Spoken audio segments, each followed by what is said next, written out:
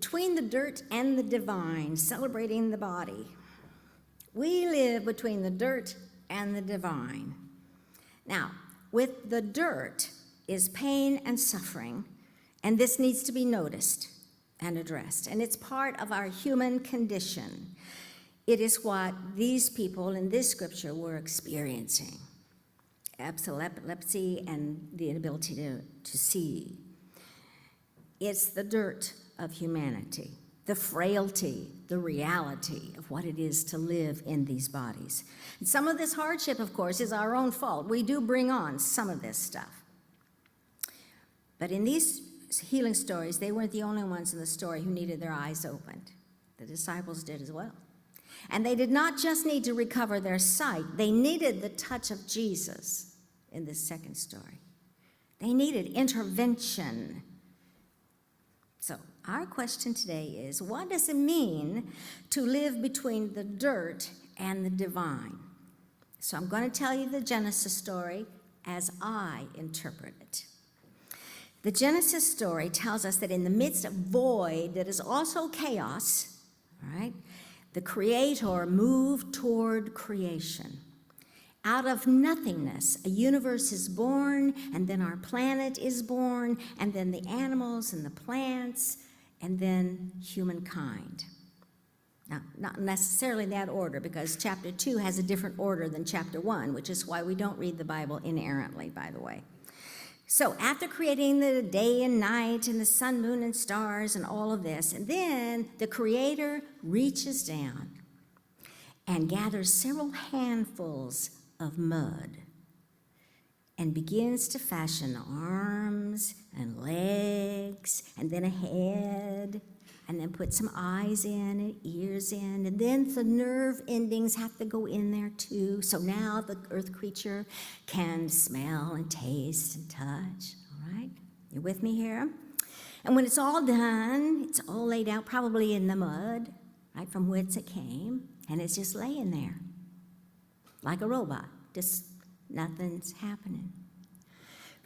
And then the Creator leans over and blows air into the lungs, the newly created lungs of this individual, the earth creature.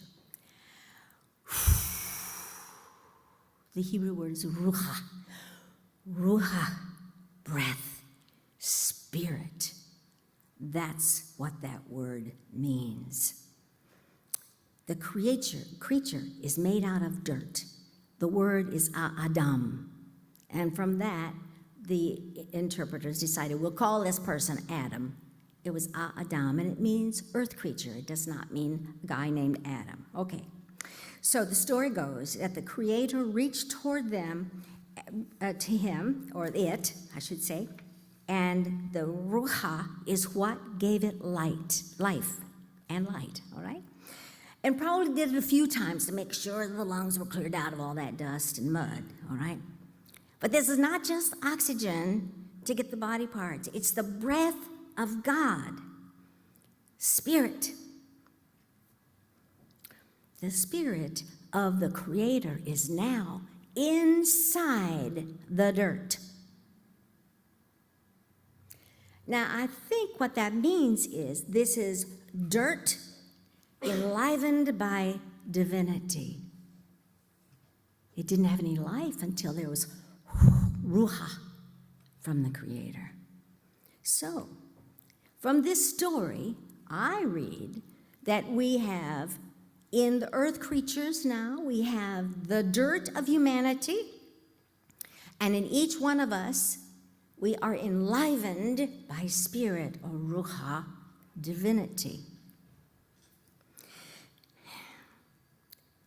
The dirt of its origins combines with the breath of its Creator. The dirt of humanity is now enlivened by the Spirit of the divine. This divinely given Spirit gives us emotions and visions and dreams and hope and meaning.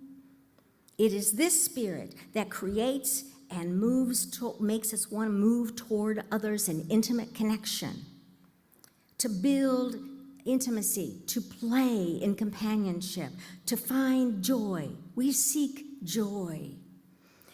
This spirit that enlivens us, moves us toward life itself. This is passion. And this, in my world, is eros, passion in our body. For the Creator always moves towards life. And the first motion is love. Love is the first motion. It was the first motion. It is the first motion now. And it's erotic because it's passionate. And soon there were two creatures. Because we are a social species, we are not made to be just one. We get lonely. And they lived in the Garden of Eden, and that translates into the Garden of Earthly Delights. That's what that means, right? And they walked in this garden in the evenings with the Creator, completely oblivious to good or evil. They were oblivious of their separation from the Creator. They didn't see that yet. And they were completely naked before the Creator and unashamed before God, before one another. So they made a choice to eat the fruit from the tree that was probably not the best idea. Because as soon as they ate from the fruit of the good and the knowledge of good and evil, now they knew they were separate. And now they could see, well, we have a Creator, but we are not that. We're dirt. And at that point, they were ashamed. And they got the fig leaves to cover their newly discovered status. So they left the garden. The innocence was now gone. They realized now they were dirt. Dirt and divinity, this is where humanity sits. The dirt is our reality, while the longing is our divinity and our potential. Now, unfortunately, most of the Western church, Christian church, historically focused on the humanity at the far end of the dirt continuum, of the humanity-divinity continuum. And the dirt is called sin. And the goal is to get to the other end of the continuum by denying the dirt, trivializing it, denigrating it, and confessing it. Oh, we're so dirty and sinful. And the dirt end is the body end. And in the Western church, it's always connected to the sexual body as sinful. The divine end, on the other hand, is the spirit end that has no body. So it includes denial and repression of the body. The goal, we are told, is to live in the spirit and release ourselves from the dirt end. Hence, we have celibate priests and so forth. St. Augustine was a big believer in the war between the dirt end and the spirit end. Excuse me. And he taught that little babies, when they're born, are born sinful. How? Because of how they got there. And therefore, had to be baptized immediately. That's how that doctrine came about. Because you're sinful and depraved as soon as you were born. Why? Because you're on the dirt end. You're on the human sinful end. Because the church fathers did not know the difference between irresponsible hedonism and pleasure. And so pleasure is at that other end, the dirt end.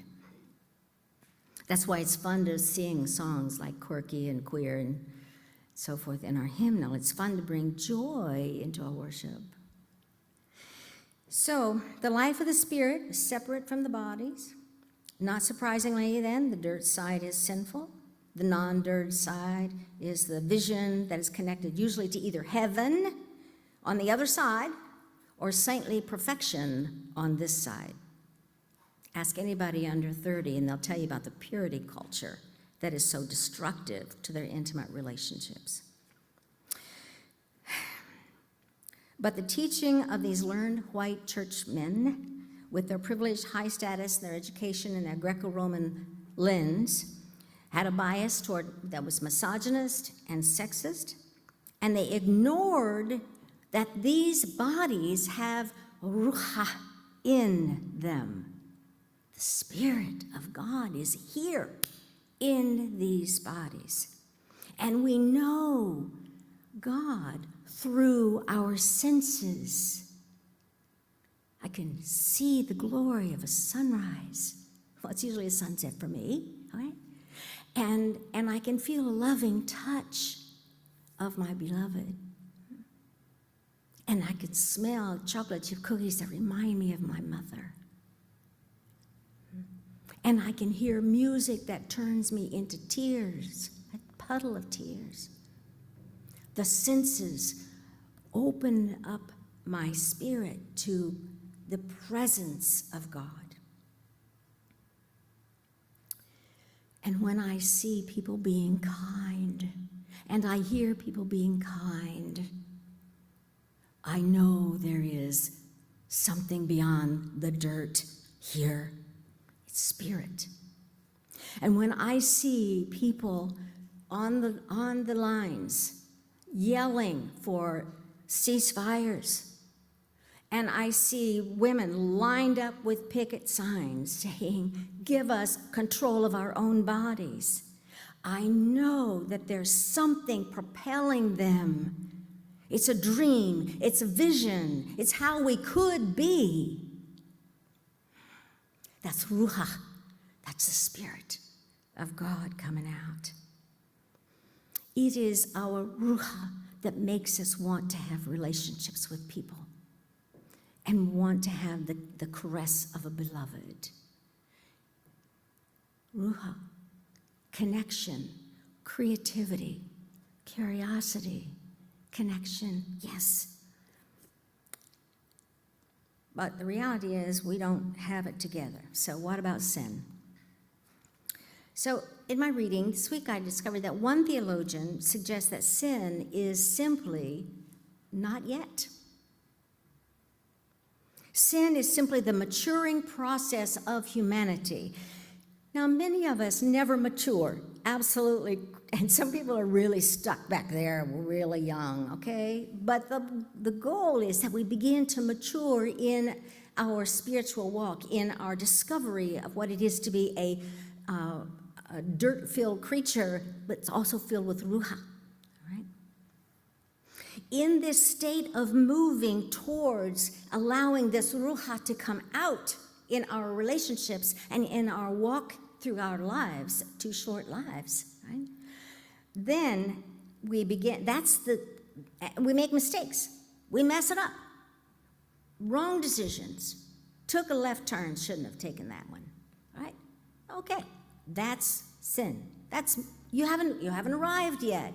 It's not yet. Sin is not yet. No point in beating ourselves up because of that. However, the church has spent centuries beating us up because of our sinful state. Theologian Mark Biddle notes that humans properly inhabit the realm between the dirt and the divine. The good news of the gospel is that it places Jesus in the dirt with us. That is the good news of the gospel. John's gospel says, "The Word became flesh and lived among us." And the word lived, I learned, is connected to the Hebrew word for tented. It draws on the imagery of the Ark of Covenant, which was in a special tent, sacred tent. So the Quaker newsletter suggests that an appropriate paraphrase of John would be, "The divine became human, moved into the neighborhood, and made us neighbors." I like that. This kind of movement expresses the divine love for humanity. Can we take that in? So when Jesus hears the cries, "Have mercy on me," he responds, and he reaches out, and he touches, and he heals. So it is that when the first earth creatures made their decisions, as they weren't yet fully spiritual, they made their choices, but they were not forgotten. The story goes that the Creator made them garments to wear on their journey out of their innocence. It was a compassionate Creator. God is on our side, regardless of whether or not or whatever our state of brokenness is. God is in the tent with us as a neighbor. And we could take that further. And in us through Ruach. So yes, we missed the mark, as Paul says, but we have not fallen, we have stumbled. This is heresy for a lot of Christians. I just want you to know that you're hearing it here. Right? We have not fallen, we have stumbled. Sometimes not of our own volition even, but usually because we're not listening to our own inner voice of spirit, the own divinity, the God within that's in here. So we are not depraved in these bodies. We are alienated. That is another radical thing to say. We're not depraved because we're sexual human beings. We're not depraved. We are alienated. We forget we're made in God's image. We're still in God's image, even outside of the Garden of Eden, outside the Garden of Earthly Delights. They were still made in God's image. The Ruach was still there. And now they had to work on the not yet part. So while St. Augustine taught that we are utterly mired in our sinful humanity, born into sin in these bodies, another influential teacher, Pelagius, taught that as divinely created beings in God's image, we have the capacity to make righteous decisions. Notice how empowering that statement is. We can turn a corner anytime. Any generation can decide we're going to save this planet. So while the original sin for St. Augustine is to be found in the sexual body, the original sin is actually the forgetting of our spirit state. And our first reaction is usually, who, me? Who, me? Yes, you. So the first creatures, they forgot it was within themselves and in their own bodies. And when we do that, we get conflicts and wars and bigotry and fascism, racism, classism, you name it, the evils of the world. Why? Because the world does not understand Ruach, does not understand spirit. And what happens then is we get that kind of a perspective in our laws, in our institutions, in the policies. And it gets passed down from generation to generation to generation. The Bible tells us the sins of the parents of the third and fourth generation. That's in Numbers. But the good news, which I've already mentioned, is that any single generation can begin to turn around this original sin by engaging in righteous behavior and remembering we live in a tent with the divine, with the Creator. The Creator has moved into our neighborhood. And love was the first motion and continues to be so today. Remember the Marshall Plan, the United Nations, the Civil Rights Movement, the Truth and Reconciliation process of South Africa, the freedom workers, the freedom movements that ultimately dismantled apartheid and tore down the Berlin Wall of Germany. And we could go on, of people who have led freedom movements, people who have done kindness, extraordinary things of kindness. Why? Because they had a vision. It was not connected to dirt, but it was enfleshed in these bodies. It was ruach, it was spirit. It is by loving our bodies without apology, as reflecting the image of God, that we may find the healing power of grace and acceptance. It is by loving the bodily aspects of human existence that we begin to understand the incarnation and truly follow God in the flesh. Begins here. It is in loving ourselves, both our dirt and our divinity, that we can truly confront the polarizing culture of today. Irenaeus was a Greek bishop who heard about the Jesus story, I find this fascinating, from a guy named Polycarp. And Polycarp heard the story about Jesus from the Apostle John. At least that's the story. So he was one of the early writers. And he said of Jesus, this is what he learned, that he became what we are in order to make us what he is himself. That's not St. Augustine. St. Augustine wrote the history books, but that's what Irenaeus says. Jesus became what we are, dirt, in order to make us what he is himself, divinity. Dirt and divinity, flesh and spirit, human and child of God. So according to the writer and activist Parker Palmer, he writes, the mission of the church is not to enlarge its membership, not to bring outsiders to accept its terms, but simply to love the world in every possible way, to love the world as God did and does. So what do Christians do when we hear, have mercy on me? Have mercy on me. Like Jesus, we stop to listen. We reach out and touch. Get your foot ready to stamp. Lord, have mercy, are the cries of the LGBT kids who escape unwelcome parents. Lord, have mercy, are a cry of the trans people who are targeted and demeaned, criminalized and denied. Lord, have mercy, cry people of color in this culture for generations. Lord, have mercy, cry immigrants and refugees who are dehumanized at the borders.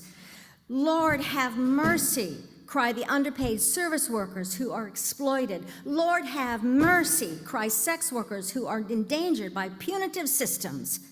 Lord, have mercy, cry differently abled people who are bullied. And Lord, have mercy, cry the cold and homeless in a February winter. And her name was Molly in Bristol Township in Bucks County. The existence of these conditions reflect the dirt of our humanity that has lost its spirit. It's the dirt without the ruach, the breath of God. But when Jesus reaches out and touches, we call him God in the flesh, fully human and fully divine, dirt and divinity in one vessel. When we reach out to touch others in that name, they call us the body of Christ. For it is in these bodies, in our decisions that we make, that our faithful living liberates and attends to the needs of the sick and the dying, the imprisoned and the marginalized. By loving ourselves in these bodies, it spills over into love of others. And then we may begin to grasp, get ready for this, the promiscuity of God's indiscriminate love for us. Theologian Patrick Cheng, the promiscuity of God's indiscriminate love for us. For not only is God in the tent with us, not only is God in our neighborhood, God is promiscuously and indiscriminately loving all of us passionately. Jesus was a rule breaker who shows that sin is not a laundry list of do's and don'ts and obeying the rules that other people have set for us about the bodies of this world.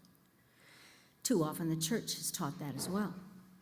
To follow an incarnated Christ is to live in and respond to our spirits, to experience the ruach of the Creator who moves toward each one of us, toward connection, toward intimacy, toward compassion and passion. When we celebrate these bodies, we begin to cry, "Have mercy on me," and feel the touch of Jesus in our own lives, bringing healing to our lives. We begin to be softened by the experience of a sensual Jesus, a transgressive Jesus who disobeyed the rules, but he lived halfway between dirt and divinity.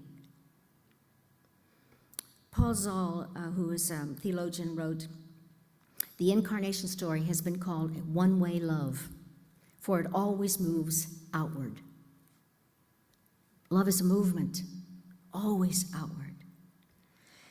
Once we begin to grasp this, we respond through our behavior by living grace-filled lives, filled with love. My job as a pastor is to proclaim the promiscuous love of this ultimate reality that is the divine, to remind us that love gives us permission to transgress the rules of the world and sometimes the church if it impedes our love of ourselves and love of one another or anyone else around us. In our dirt-filled world, many do not know about the garden of earthly delights. They've never lived there. The Spirit that is the breath of God, they don't understand that yet. Why? Because they have not felt the movement of love in their lives. Saying, "You're just not there yet. That's okay.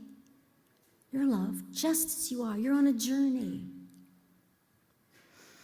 So, we celebrate these quirky and queer bodies of ours, these aging and sometimes limited bodies, these bodies that give us joy and wonder and experiences of pleasure.